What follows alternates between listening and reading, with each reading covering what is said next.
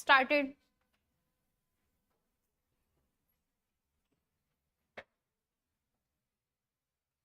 The prices of essential commodities are very high and life for everyone is very hard.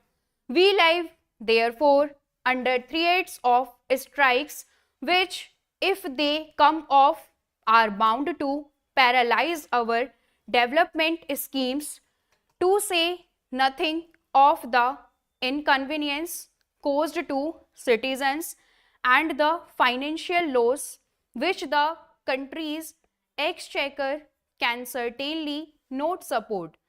In view of the steep rise in prices, the Pay Commission is bound to recommend some kind of relief. I personally am glad that a commission has been appointed, because whatever restrictive or penalty legislation is brought in, it can never make for general contentment and well-being, either mental or physical. And without these, there can never be any enthusiasm in the hearts of the workers nor any industry on their part. Now, why has there been such a steep rise in food prices, and why is the government unable to control the same? Production figures, we are told, have not gone down. We have had good harvests last year. Then where has the food gone?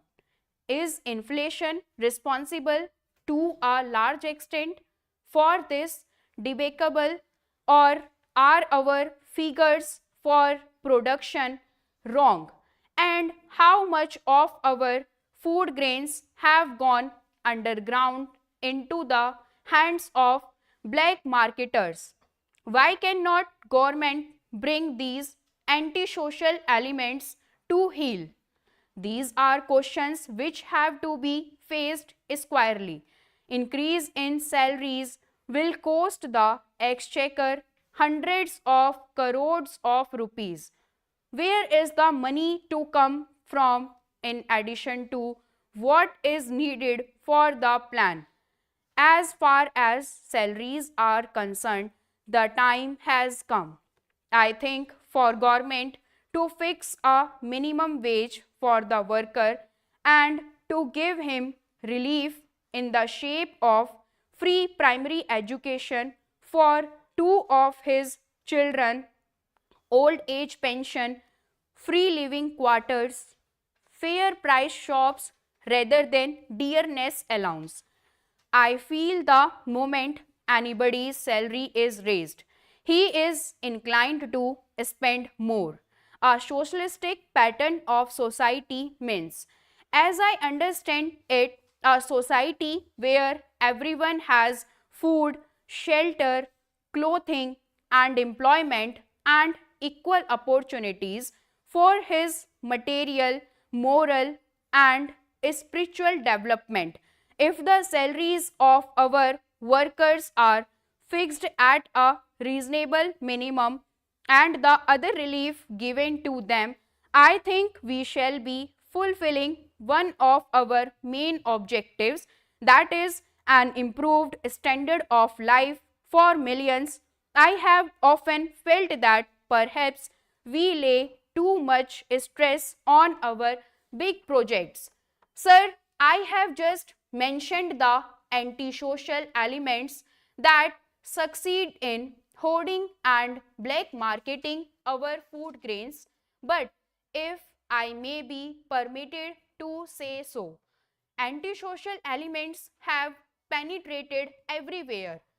Food and drug adulteration are rampant in spite of laws, and likewise one hears on all sides complaints of bribery, corruption, and nepotism.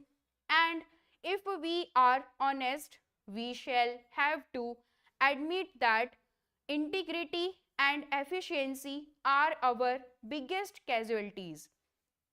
This sorry state of affairs has to be put right if we are to progress. Of course, efficiency and integrity go hand in hand, as do their opposite numbers. True patriotism demands today, more than at any other time, high standard of integrity and efficiency, and in their restoration both the public and the government must make common cause. If the public demands standard of integrity from the government machinery, it must set standards of behavior for itself too. For the lawbreaker or the bribe giver is just as, if not more, guilty as those whom he tempts. Criticism is always easy to indulge in, but is not always helpful. Therefore, I had put forward certain concrete suggestions last session for the consideration of the finance minister, which, in my humble opinion, would provide permanent sources of revenue in addition to, and in some instances, to replace what he is tapping. The reply which the finance minister was pleased to give to the two suggestions regarding the levying of excise duties on liquor and salt was not convincing. If he will pardon my saying so, I for one do not mourn so much over the loss of revenue to government as I do over the dishonesty that prohibition by law brings in its wake. At the same time, why should the money that the government needs so badly go into the pockets of unworthy elements? Sir, man would accept the hardest discipline if he could be convinced of the rights of the measures imposed on him. But man will always question the validity of rules if he does not know their source, because he can only think morally if he is improved from within. The goal to improve man does not consist in making him go through the gestures of morality. If moral rules are arbitrarily imposed, no matter what their practical value is, they will never fight successfully against the inherent weakness of human nature. Educate him, persuade him, show him that you care for his welfare, and he will follow you. Bring the heavy hand of the law of the country down on him, and he is bound to try to evade it. Then, sir, I would come to the question of food grains, which is very important. Now, sir, these food grains imports went on, and as you know, 1 million tons of food grains cost us roughly about rupees 5,000 crores. In the 12th 5-year plan period, even we envisage 6 million tons of food grains being imported, and you can easily understand how much money it would cost.